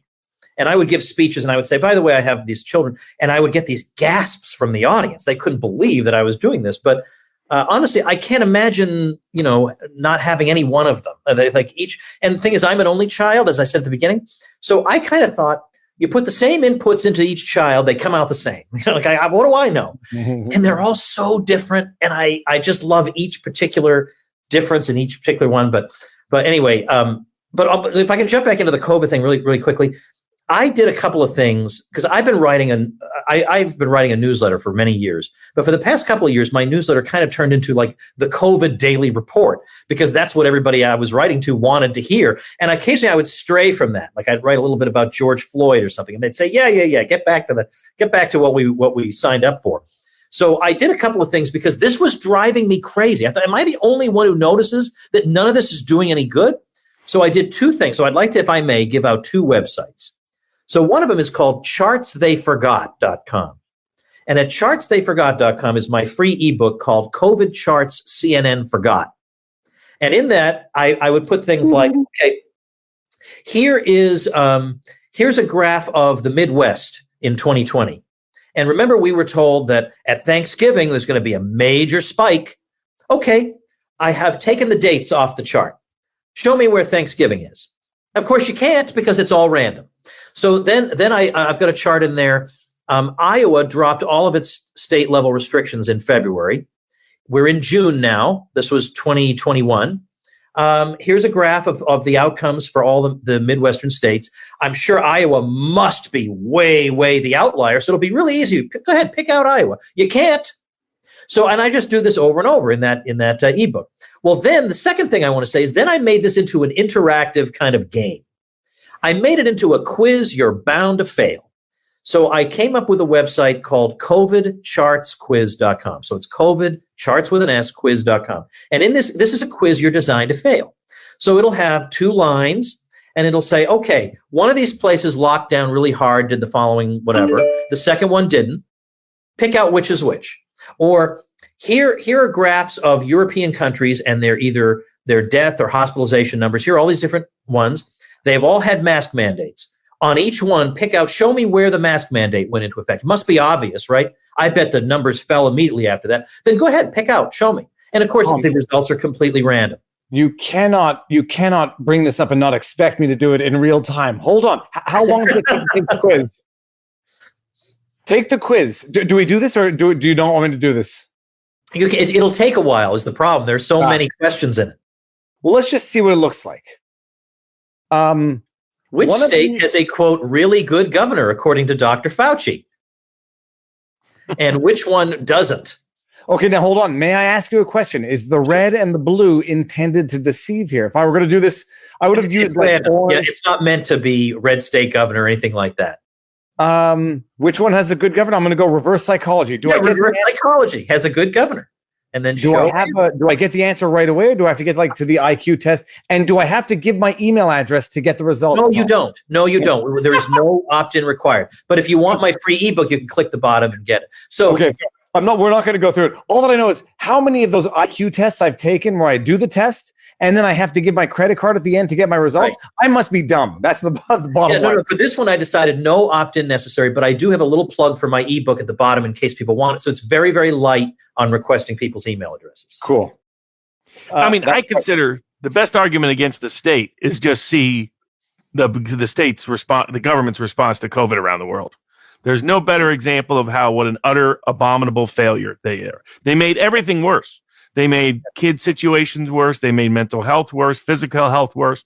Our mortality rate went up more after the so-called vaccines than they did before the so-called vaccines. That's long, Robert. That's long COVID. Don't challenge the science there. We can't get into trouble here. That's long COVID. Nothing else. Sorry. It was fantastic. The reason I visited Sweden a couple of weeks ago was that my trip was postponed. I had wanted to take it, I think, in October of last year. And then Sweden very abruptly said, starting on such and such date, Americans and a couple other countries, they can't come in anymore. I think Israel, a couple other, but can't come in. And my trip was scheduled for a week after that happened. And I had scheduled the trip because I was so sick of walking around seeing people masked that I just want to be in a society where there's none of this. So by the time I got there, a lot more places were like that, but still it was like almost no trace of it. The only trace of it I really saw was they still, in some places like the Royal Palace and other places, they still have the 6 feet or the 2 meters away signs. And I fantasize about going to the grocery store and dressing up like a clerk and scraping those things off the floor. And if anybody asked me, I'd say, "Oh, we're getting new ones in." And then I would just leave. I just won't get all these things up. And then the other thing is, because of my personality, I'm mostly a live and let live person. That is kind of the libertarian thing. But as a libertarian, you can still criticize people. You just because you don't use violence against them, you can still. The idea is you use reason rather than coercion. And when I see people wearing these suffocation, I call them either suffocation masks or duck masks. I just think, what I can't. Or you know what? In a way, even worse now, after everything we've heard, like even the COVID people are telling you, except Fauci, the rest of them are saying those stupid cloth masks don't do anything, and we admit that now. And yet you still see people wearing them. I want to say to them, what do you think that's doing? Or I actually got to, some people got upset at me on Twitter. I said, at this point, when I walk past somebody who has a duck beak on, I just quack at them. And I had people say, "Oh, you should just live and let live." If you're going along with, at least implicitly, this crazy dystopian regime, if the worst thing that happens to you is you get quacked at, then consider yourself lucky. I have wanted to stop people just to ask them, but I have two fears. One is probably more a prejudgment, I guess. I want to ask them, why are you wearing this outside? I just want to know what's going on in their head, but I'm actually scared because I think that a person who's doing that still now might react very aggressively or different. So I can't do it. But I just want to bring one thing up. Just speaking of, it's another thing where, had you said it 2 years ago, I'm just going to read the article. I'm not going to comment on it, commentate. The COVID, I'm going to jump over words, may impair long-term immunity. This is coming from IsraelNationalNews.com. COVID vaccines. Research suggesting. It's like, who could have seen this coming 2 years ago, except the people who saw it coming 2 years ago, who were shunned, kicked off of social media, scrubbed off of Wikipedia. And by the way, this kind of comes full circle back to the Mises Institute, because when we had the financial crisis of 2008, oh my goodness, how many people we had saying no one could have seen this coming. Well, at the Mises Institute, my friend Mark Thornton, who had the office right next to me, Mark Thornton had been talking about the housing collapse for several years, and with all the numbers and laying it all out very clearly for people to see. But because we're not part of the elite, nobody cared. And then so Paul Krugman, who also didn't see it coming, not really. His thing was, he actually said, way too many people are asking how we get into this mess and not asking how we get out. But how you get out of a mess is almost always related to how you got into it. So it is important to talk about that. Or James Galbraith said, oh, maybe there were a dozen people who just stumbled upon predicting this years ago. And of course, none of those dozen are our people. And so, yeah, actually, if you listen to the people, it's almost a rule of thumb now. If you really want to understand what's going on, it's true. There are some quacks out there who are going to give you bad health advice, bad economic advice. That's true. But if you want to get pretty reliable information on almost anything now, health, the economy, whatever it is, you have to look somewhere other than the mainstream. And the Mises Institute just has an excellent track record on this stuff. And they're not perma bears. They're not people who constantly say there's going to be a recession, and then inevitably they wind up being right eventually. That's not who they are. Well, yeah, it's been two things have been fascinating. One about like everything happening with COVID and the rest. That on the economic side, the criticism from the George Gammons of the world, the people that are follow the Austrian school, that are of that realpolitik mindset, was you can't just print all of this and expect there to be no consequences. You can't double the money supply in the real economy and think, no inflation's going to come about. Or if it does, it's transitory. And then now we're trying to pretend it's, Putin's price hike and all that jazz. It's like, well, first of all, Putin didn't jack up any prices. We were the ones that issue sanctions. So, that doesn't even apply on its own terms. But we're seeing in live time, the critics are increasingly seeing what their theories are right. And now we're in an economic world, which is kind of a peculiar economic world where the Fed can't really use its tools to try to solve the problem, because the more they raise interest rates, the stock market and housing markets might collapse. And then, maybe you get inflation under control because nobody has any money. So that's not exactly a solution necessarily. But we're seeing in the same way in the global sense. Putin's position back in 1997, based on University of Pittsburgh libertarian-oriented individuals, was that what matters more about power, geopolitical power, is controlling necessities, food, fuel, military power to a certain degree, people, nuclear weapons, etc. Controlling financial power, currency power, a lot of that's fictional. A lot of that is, or it's fictitious. It can disappear overnight. It can vanish quickly. It's built on a lot of illusions.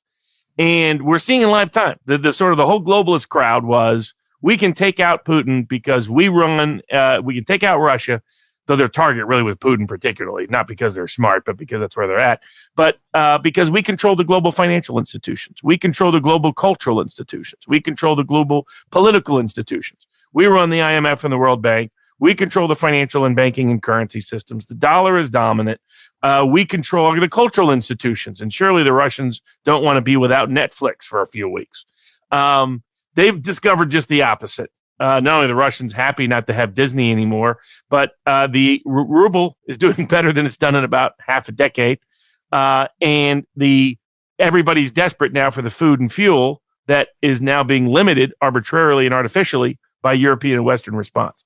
What's your thoughts on all that? Well, first of all, I cannot get over how they get away with blaming everything on Russia, whatever it is. It's not just inflation. It's maybe there was some problem with the Texas power grid, and they thought maybe Russia had done that. Do you realize how stupid you sound when you say that? I mean, even in the worst moments of the Cold War, people weren't that obsessed with the Soviet Union that they would attribute everything going on to them. And secondly, it reminds me that the U.S. regime will never say, like the president will never say, look, we made a mistake here and we're going to try to fix it. He's never made a mistake, Joe Biden. As far as I can see, he's never made a mistake. The inflation's not his fault. The baby formula thing's not his fault. Nothing's his fault. Nothing is his fault. But yet we all know it is. We all know that now inflation. Okay, well that's the Federal Reserve, but you can appoint a better chair of the Federal Reserve, and obviously under Trump we had a lot of inflation of the money supply. I totally get that, but the point is we know these people have done terrible things to us, whether it's the economy, and specifically the housing market all those years ago, or the war in Iraq, or whatever it is. We know, and there are no consequences. They face no consequences. They're not driven out of society. They're not driven out of public life. They face no consequences. A private sector firm that did this to us, we would never hear from them again unless they were favored by the state, which a lot of them are. But we'd never hear from them again. And yet everybody's terrified of the private sector, and they want to go cheer and wave little flags for the public sector.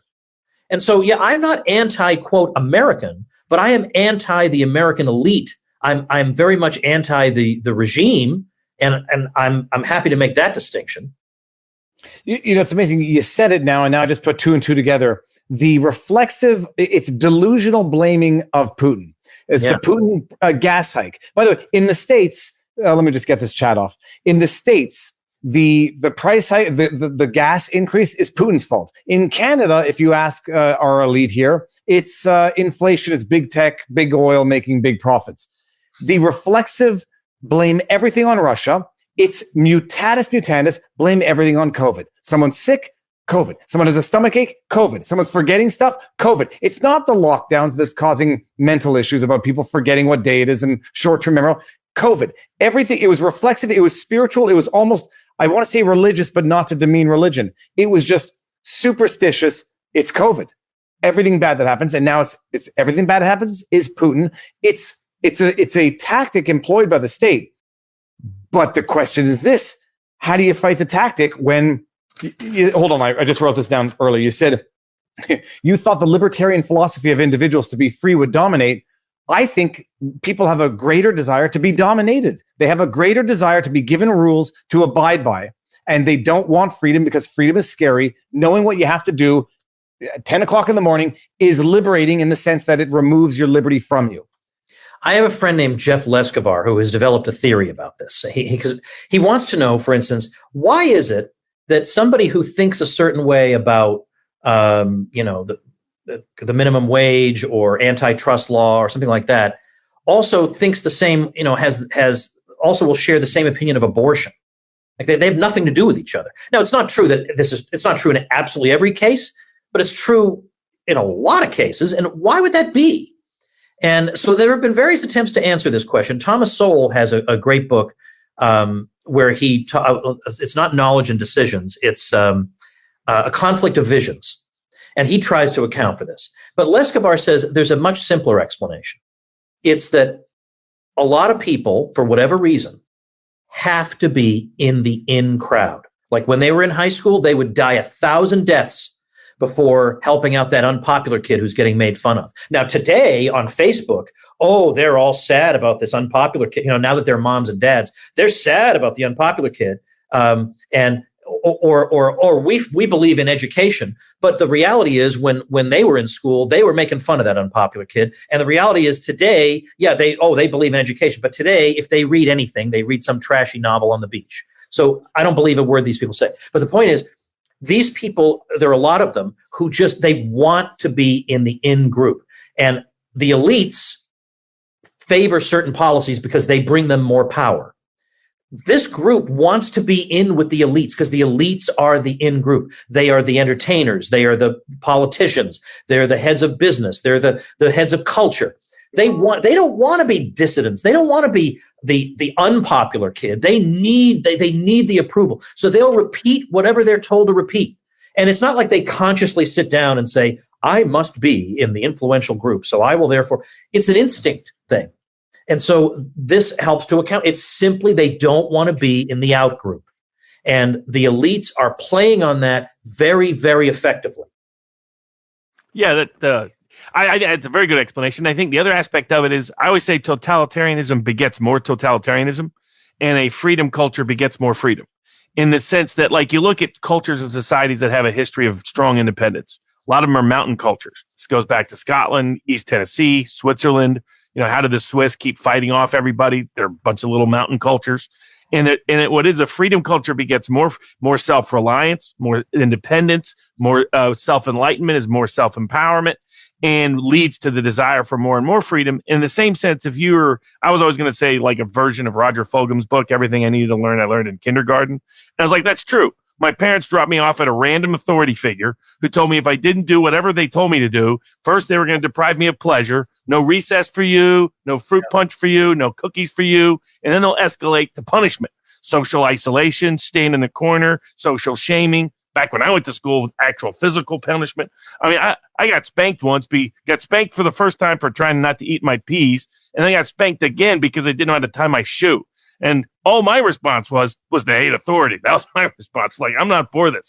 Why should you be running my life? You're just some random schmuck who has to use power to do this. So I think it explains a lot of it. But I think if you grow up in a culture, a family, a society that embraces freedom, and it's one of the great ways to resist totalitarianism is what people do in their individual lives.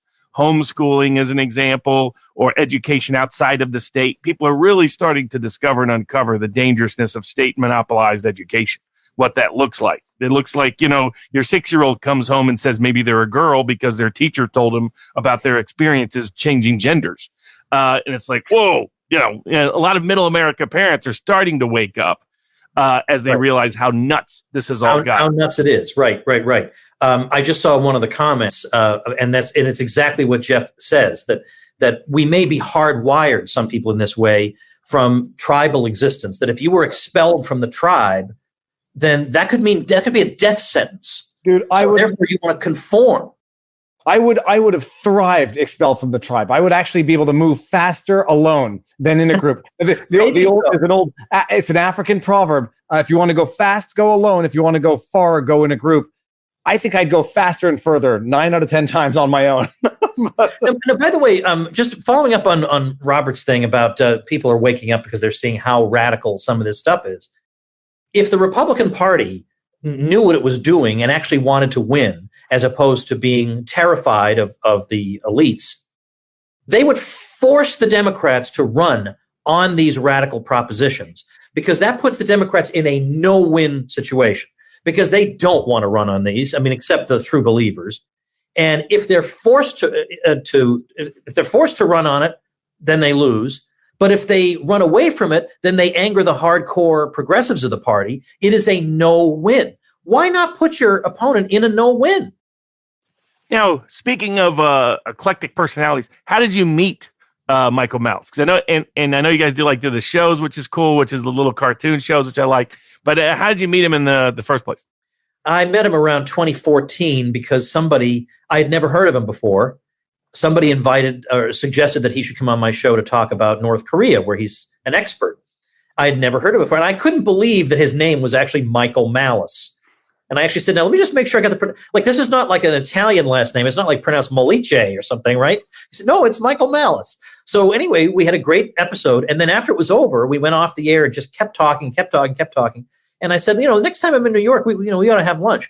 So next time I was in New York, we had lunch, and it was like a motor mouth the whole time, just talk. And then before you know it, I would go up to New York quite a bit in those days. And so I would visit him. And we just realized I wouldn't say we had compatible personalities. I mean, they're compatible, but they're not the same. Nobody is like Michael Malice. I mean, honestly, there was a time when I think it was Laura Loomer had gone down to Twitter headquarters and had chained herself there in protest. And all these people gathered to chronicle this. And Michael got wind of this, and he ran down there to be part of it. And the first thing he did when he got there was to shout out, "What do you like best about me?" Like, they're all asking her questions about Twitter and censorship. And this was what. So, I mean, the thing is, I think the thing that really solidified the relationship was in 2015, he and I, you can find this on YouTube, we did a public debate on Alexander Hamilton, good guy or bad guy. And I took bad guy. Now, personally, he has a very interesting personal story, but I think his political influence was very bad. And I think he is the kind of guy who wants the elites running everything. And by the way, if I could trust these elites, that'd be one thing. If it was you and me, maybe we'd do a good job. I don't know, but not these people. Anyway, so Malice and I did this debate in New York City. It was packed. It was the biggest crowd this debate series had ever had. And it was an Oxford-style debate. So they poll the audience before the debate, where do you stand on the resolution? And then after the debate, they poll the audience again, where do you stand on the resolution? You see how many minds were changed, so you have an objective winner.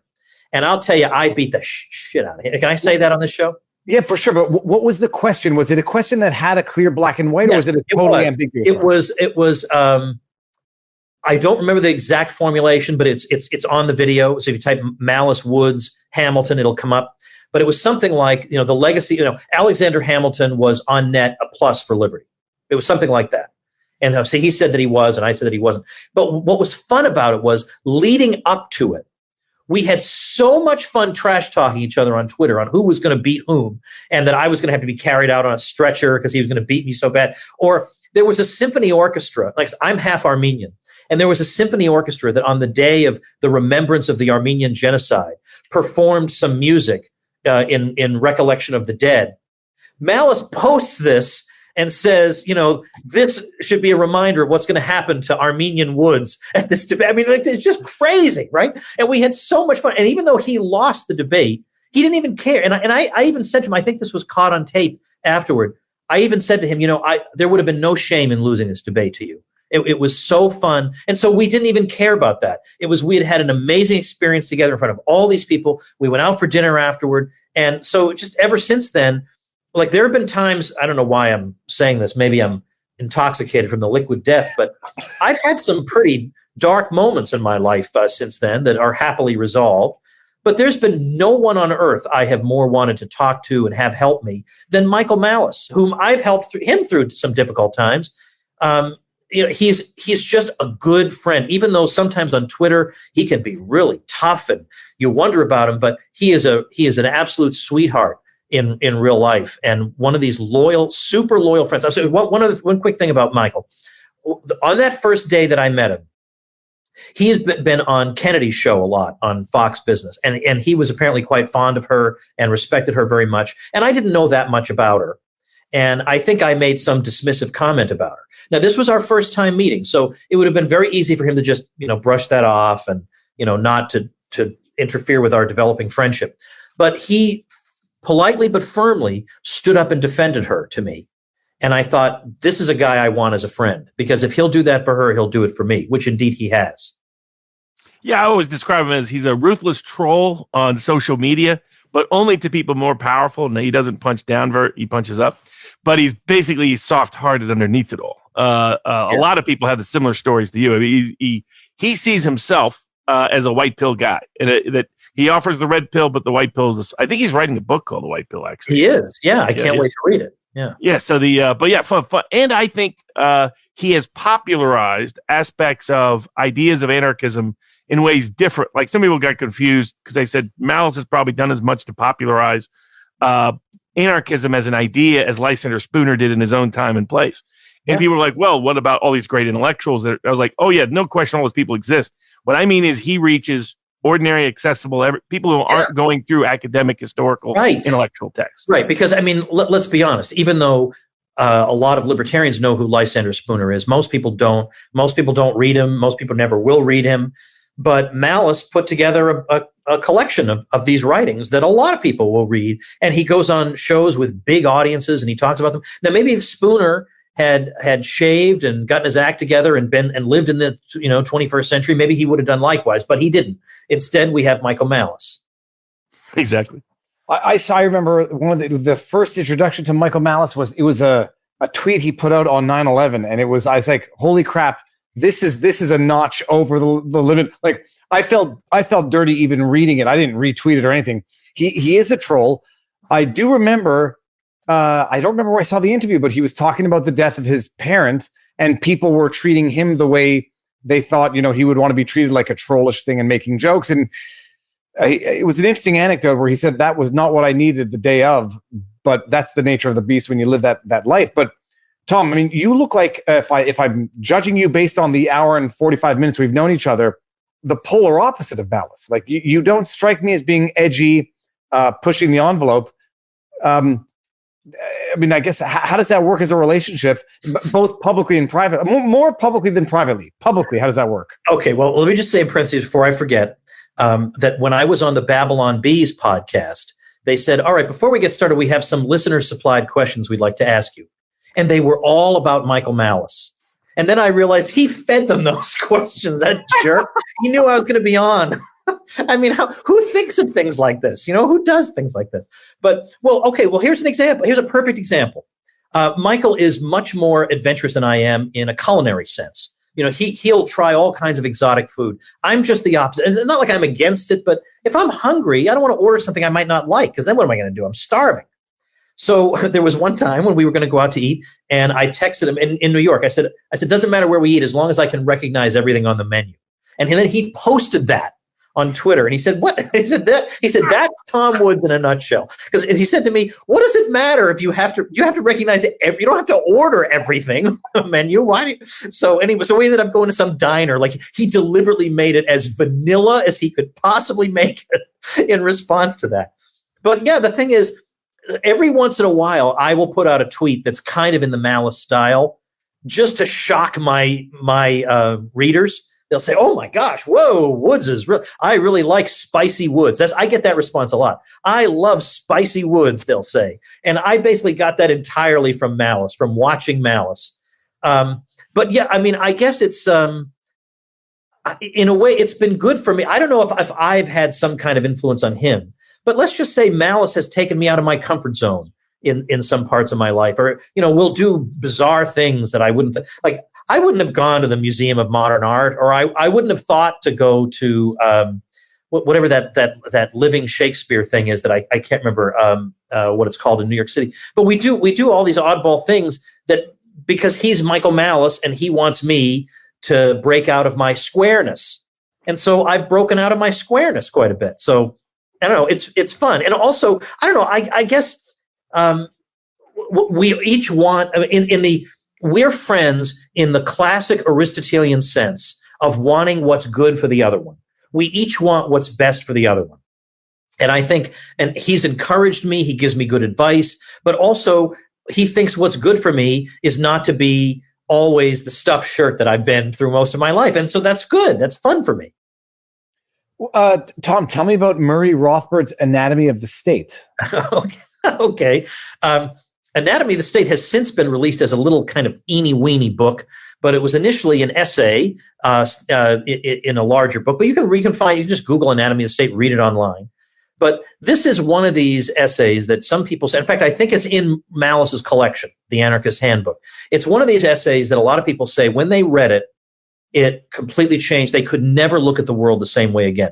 Because in that essay, Rothbard looks at the state and says, we've been taught a lot of things about the state. The state reflects our collective will, or the state activates the multiplier effect, or the state brings about the common good, or the state is just us, right? We are the state, And then he runs through and says, all right, look, every one of these is a fairy tale fantasy, and here's why.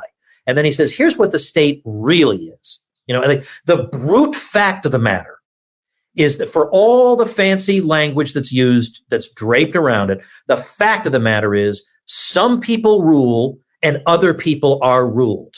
Okay, now the state wants you to believe that we are the government. And, the state loves it when on Twitter, people will criticize like a U.S. senator and say, hey, you're supposed to be working for us. Like, oh my gosh. I mean, I know these people mean well, right? And I used to be in that position. But there is nothing about this relationship that we have with members of the state apparatus in which they are working for us, right? Their salaries are funded by confiscated funds taken from us involuntarily. That is not normally how the employer-employee relationship works. None of this, right, approximates that. But they want us to believe these fantasy stories because we're more likely to be pliable if we believe these stories about the state. But in that essay, Anatomy of the State, he tells the brutal truth. And so I don't want to spoil it for you. Go look at it. I'm pulling it up right now. I'm going to bring up a few super chats. I don't know if these questions are mean or not. I don't know inside jokes anymore on the interwebs. Ask Tom about his being a founding member of the League of the South, which is an overtly white nationalist order. Yeah. So, sorry, this one I could have determined was intended to be mean, but I got to bring. I want to ask. No, it's fun. No, it's a lot of fun. No, the story there, which I've told, I actually have a page on my website where I respond to what my haters say. If you don't have haters, you haven't accomplished anything. This guy is one of them. That's okay. All right, it means I've done something in my life. Well, back in 1994, when I was still in college, I went to this meeting of people that said, we're going to try to form an organization that's really going to get decentralization on the map. So when I went to this meeting, nobody said, we're going to start a Southern organization. I probably wouldn't have gone because I wasn't a Southerner. I, as you know, I was born in Massachusetts, lived there, and then New York City for a long time. But I do favor decentralization. So I went. My friend Jeffrey Tucker said we should go. And at that meeting was Forrest McDonald, who's a guy who you should Google. Forrest McDonald actually won the Jefferson lecturer designation from the National Endowment for the Humanities, which is the highest scholarly honor the U.S. government confers. So he was there. And so obviously this is not a group of people with white, wearing Klan outfits, right? I mean, Forrest McDonald, come on. And so at that group, it was decided, well, let's take a vote. Should we have an organization that emphasizes decentralization everywhere in the country, or should we make it a specifically Southern organization and be more precise about it? So I voted for the whole country because I wanted to do it in Massachusetts, but I lost. But I thought, well, okay, big deal. I'll still be part of it. It was not a white nationalist organization. Even the Southern Poverty Law Center, which does not concede anything, concedes this. What happened was years and years later, the guy running it went a little loco. And he said, and he says this in so many words, I decided to change the organization because we need to focus on X, Y, and Z. And so everybody left. All the PhDs who were in that room when we founded this nerdy organization in 1994 all left. And that's the end of the story. But I'm not, see, the thing is, what you're supposed to do in this situation is beat your breast and say, I'm sorry, I joined an organization that is not part of the 3x5 card of allowable opinion. Hillary Clinton, will you please forgive me? Mitt Romney, will you please take me back? I absolutely refuse to do that because I didn't do anything wrong. There's nothing wrong with that organization. I would join the original version of the organization again today because they were anti-war, anti-empire, and pro-decentralization, which is what all decent people should be. And yeah, it's unfashionable, but get some stones and be willing to be unfashionable once in a while, even if it gives me grief. I could save myself so much grief if I would just say, I'm so sorry. I'm not sorry. And thank you for giving me the opportunity to reiterate that I am not sorry. To what do you attribute? It's a common question I ask pretty much all of the guests, is your independence of thought. Like, I'm always curious whether people have even reflected on it, or what leads someone to be willing to be dissident, to say, I understand that's, because there's the easy path. The easy path is to do what's said, to go with the mainstream, to go with the establishment, not only to be in the popular clique in high school, the equivalent thereof in the modern academic, scholastic, entrepreneurial, business, financial world, whatever it may be, but just massive natural sense that a lot of people want to conform, whereas some people are willing to be independent of thought, even if it comes at the expense of popularity within certain circles of society. No one's ever asked me this. Maybe it's a combination of my dad, when we would do the dishes together sometimes, because my mother worked at night sometimes at the restaurant. And so he would talk to me about, like, he was a cold warrior to the very end in the 1980s. And he would talk to me about the way people would make excuses for communist crimes or whatever. And I would sit there appalled, drying the dishes. Like, what? Tell me more, right? So at that point, I realized, okay, there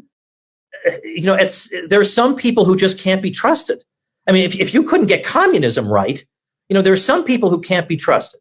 But it's not a majority of Americans who did that. So that alone wasn't enough. But he alerted me to the fact that there were some people who should have known better but didn't on issues like that. And also, he was willing to be unpopular personally, but he couldn't keep his political views to himself. That was just his way. And so I kind of respected that in a way. That he could have had an easier time, let's say, socially, if he would shut his mouth. And socially, sometimes you should shut your mouth, But the fact that he believed in something and stuck to it, even if a whole bunch of people didn't, I think that rubbed off on me. And then secondly, here's a news flash for you. When you're the nerd, sometimes the other kids don't make your life that pleasant, particularly in middle school. In high school, things got better. But in middle school, they made my life miserable. It was awful. And so I began to have a kind of, I think I may have developed subconsciously the idea that I just don't care what most people think, because most people are just asses. Like, most people are treating me miserably.